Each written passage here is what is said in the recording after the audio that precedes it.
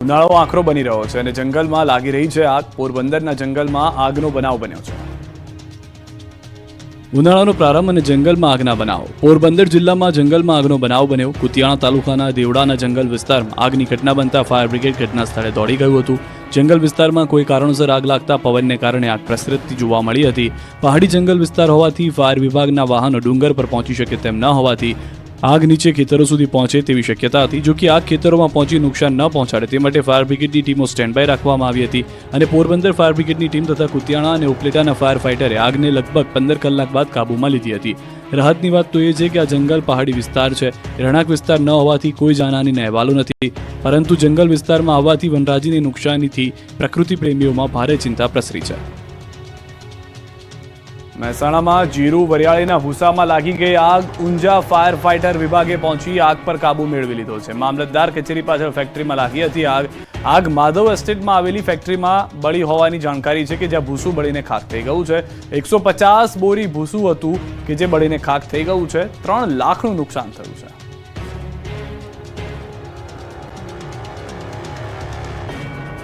મગફળીની ગોડાઉનમાં આગ તો કાબૂમાં આવી, પરંતુ વિવાદનો ધુમાડો હજુ યથાવત છે.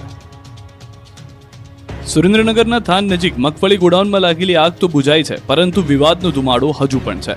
ગઈકાલે એક જ દિવસમાં 2 વખત એક જ ગોડાઉનમાં આગ લાગી. એક સવારે તો બીજી વખત મોડી સાંજે. ફક્ત 10 કલાકમાં એક જ ગોડાઉનમાં 2 વખત આગના બનાવથી સવાલો ઉઠ્યા છે. આગમાં 70,000 કિલો મગફળીનો જથ્થો બળીને ખાખ થયો છે. હિટનગરમાં સરકારી અનાજના ગોડાઉનમાં આગ બાદ સુરેન્દ્રનગર, ચોટીલા, થાન અને હળવદના ફાયરની ટીમો લાખો લીટરનો મારો ચલાવી આગ પર કાબુ મેળવ્યો હતો. બાદમાં મગફળીનો જથ્થો જેસીબીથી ગોડાઉનની બહાર કાઢવામાં આવ્યો હતો. સરકાર દ્વારા ટેકાના ભાવે ખરીદી કરવામાં આવેલી મગફળીમાં અચાનક આગ લાગતા ફરી મગફળી કૌભાંડની આશંકાઓ ઊભી થઈ છે. આક્ષેપ છે કે ટેકાના ભાવે ખરીદેલી મગફળી કૌભાંડને ઢાંકવા અને પુરાવાઓ નાશ કરવાના ઈરાદે બીજી વખત આગ લગાવાઈ છે. કોંગ્રેસ ધારાસભ્ય કિરીટ પટેલે આક્ષેપ કર્યો કે આ આગ નથી લાગી, પરંતુ ભ્રષ્ટાચારની આગ છે. બારદાનમાં ભૂસું ભરીને મગફળીના નામે કૌભાંડ ચલાવાયું છે. સરકાર જવાબદારો સામે કડક પગલાં લે તેવી માંગ પણ પટેલે કરી છે. તો ખેડૂત આગેવાન પાલ આંબલિયાનો આક્ષેપ છે કે ભ્રષ્ટાચારને છુપાવવા મળતિયા આગ લગાવી રહ્યા છે.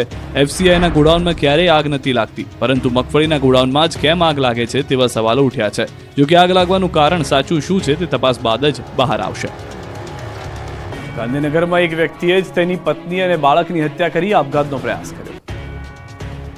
ગાંધીનગરના સરગાસણમાં ડબલ મર્ડરમાં નવો વળાંક આવ્યો છે. સરગાસણની એક સોસાયટીમાં દીકરા અને પત્નીની હત્યા બાદ એક વ્યક્તિએ આત્મહત્યાનો પ્રયાસ કર્યો હતો.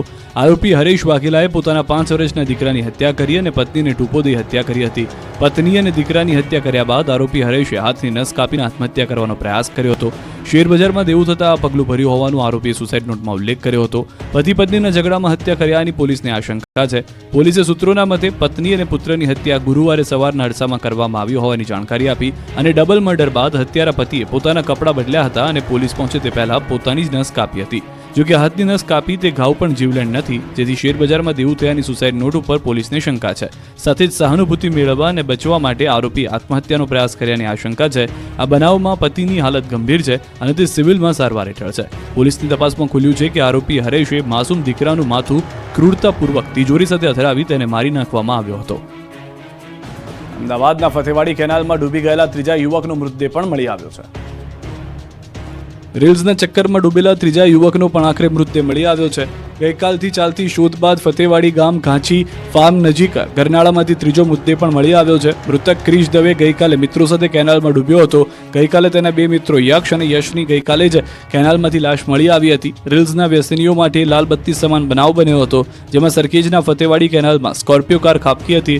રીલ બનાવવાના શોખમાં 3 યુવકો કેનાલમાં ડૂબ્યા હતા. તેમાં યક્ષ ભંકોડિયા અને યશ સોલંકીનો મૃતદેહ મળી આવ્યો હતો, જ્યારે ક્રિશ દવેનો મૃતદેહ આજે મળ્યો છે. 6-7 યુવકોએ પોતાના 2 એક્ટિવા મૂકી 3500 રૂપિયાના ભાવે 4 કલાક માટે કાર લઈને નીકળ્યા હતા અને ગઈકાલે બપોરના 4 વાગે વાસણા બેરેજ તરફ રીલ બનાવવા માટે ગાડી લઈને ગયા હતા. કાર એક સગીર ચલાવી રહ્યો હતો ત્યારે એક્સિલેટર પરથી કાબુ ગુમાવ્યો. સીધી કાર કેનાલમાં ધડામ દઈને ખાબકી. આ બનાવમાં ફાયર અને પોલીસની ટીમ ઘટના સ્થળે પહોંચી અને કારને કેનાલમાંથી બહાર કાઢી હતી. વડોદરામાં વકીલે બ્લેકમેલ કરીને યુવતી પર દુષ્કર્મ આચર્યું. બીકોમની વિદ્યાર્થીનીને પીંખી નાખી. વડોદરા જિલ્લાના પાદરામાં રહેતી 19 વર્ષીય યુવતીને બ્લેકમેલ કરી કાસમ ચૌહાણ નામના વકીલે વારંવાર દુષ્કર્મ આચરતા ચકચાર મચી ગઈ. પોલીસ આરોપીને ઝડપી પાડી વધુ તપાસ હાથ ધરી છે. વડોદરાના પાદરામાં રહેતી અને MS યુનિવર્સિટીમાં BComના પ્રથમ વર્ષમાં અભ્યાસ કરતી 19 વર્ષીય યુવતી જ્યારે ધોરણ 11માં અભ્યાસ કરતી હતી ત્યારે કાસમ સલીમભાઈ ચૌહાણ તેના ઘરે ટ્યુશન ક્લાસીસ ચલાવતો, જે બાદ પણ યુવતી સાથે દુષ્કર્મી સંપર્કમાં હતો. તેની બાઇક ઉપર બેસાડીને અલગ અલગ જગ્યાએ ફરવા લઈ જતો. ચાપડ ગામની સંત કબીર સ્કૂલ પાસે જાળી ઝાંખરામાં લઈ જઈ ફોટા બતાવી બ્લેકમેલ કરી દુષ્કર્મ આચર્યું હતું. તારા ઘરનાને ફોટા બતાવી દઈશ કઈ મરજી વિરુદ્ધ શરીર સંબંધ બાંધ્યો હતો. ત્યારબાદ પણ તે અવારનવાર ફોન કરી ફરવા જવા માટે દબાણ કરતો હતો. દીકરીના વ્યવહારમાં ફેરફાર દેખાતા માતા પિતાએ હિંમત આપીને પૂછપરછ કરતા દીકરીએ પોતાની આપવીતી જણાવી. આ અંગેની જાણ થતાં પાદરા હિન્દુ એકતા સંગઠને રોષ ઠાલવ્યો. અટલાદરા પોલીસ સ્ટેશન ખાતે એકત્ર થયા. આરોપીને કડકમાં કડક સજા થાય તેવી માંગણી કરી. ગુજરાતમાં હવે ગરમી અસલ મૂડમાં દેખાશે. 5 દિવસમાં જ ગરમીનો પારો 5 ડિગ્રી ઉંચકાઈ શકે છે. હવે ગુજરાતમાં ગરમી તેનો આકરો અનુભવ કરાવશે. હવામાન વિભાગે ગરમી અંગે મોટી આગાહી કરી છે. આવતા 5 દિવસ સુધી ગુજરાતમાં ગરમીનું પ્રમાણ વધતું જશે, એટલે કે હવે કાળઝાળ ગરમી માટે તૈયાર રહેવું પડશે. હવામાન વિભાગના મતે ગુજરાતમાં તાપમાન 3 થી 5 ડિગ્રી વધશે, એટલે કે રાજ્યમાં ગરમીનો પારો 5 ડિગ્રી સુધી ઉંચકાઈ શકે છે. તેમાં પણ દરિયાકાંઠાના ભાગોમાં ગરમ અને ભેજવાળા પવન ફૂંકાશે. હવામાન વિભાગના મતે 9 થી 11 માર્ચ સુધી ગુજરાતના કાંઠાના ભાગોમાં ભેજવાળા અને ગરમ પવન ફૂંકાશે, એટલે કે કાંઠાના ભાગોમાં અકળામણનો અનુભવ થશે. 5 दिनों के लिए मैक्सिमम टेम्परेचर में 3 से 5 डिग्री की बढ़ोतरी का पूर्वानुमान है और मिनिमम टेम्परेचर में भी 3 से 5 डिग्री का बढ़ोतरी का पूर्वानुमान है.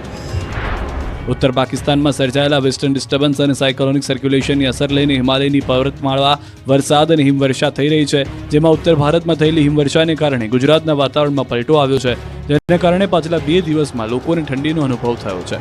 જોકે હવે 5 દિવસ લઘુત્તમ અને મહત્તમ તાપમાનમાં વધારો થવાની આગાહી છે. તેમાં પણ 9 થી 10 માર્ચના રોજ સૌરાષ્ટ્ર અને દક્ષિણ ગુજરાતના દરિયાકાંઠાના વિસ્તારમાં ગરમ અને ભેજયુક્ત હવામાન રહેશે.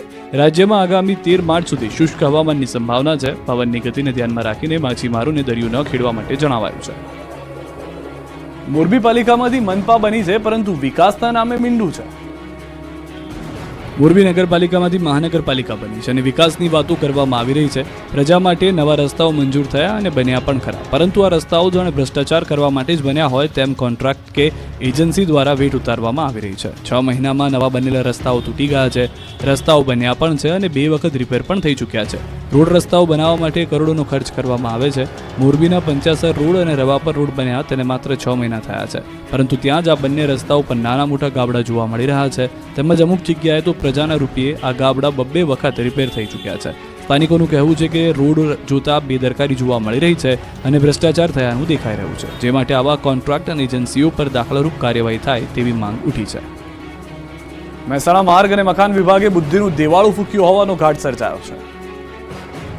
મહેસાણામાં માર્ગ મકાન વિભાગની ઘોર બેદરકારી સામે આવી. શિવાલા સર્કલ પાસે બની રહેલા બ્રિજના કામમાં તંત્રની બેદરકારી જોવા મળી. પહેલા બ્રિજ અડધો બનાવ્યો, બાદમાં ખ્યાલ આવ્યો કે ત્યાંથી હેવી વીજ લાઇન પસાર થાય છે. હવે જ્યાં સુધી વીજ લાઇન ન હટે ત્યાં સુધી બ્રિજનું કામ બંધ રાખવાની ફરજ પડી.